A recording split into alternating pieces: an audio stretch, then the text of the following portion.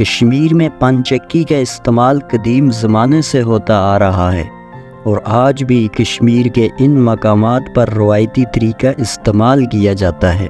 पानी की चक्की को आम तौर पर एक ढलवान या पहाड़ी पर बनाया जाता है ताकि पानी के बहाव की तवानाई सलाहियत को ज़्यादा से ज़्यादा बनाया जा सके। इस वाटरवेल के करीब कुदरत की खूबसूरती का लुत्फ़ उठाना एक नाकाबिले फरामोश तजर्बा था।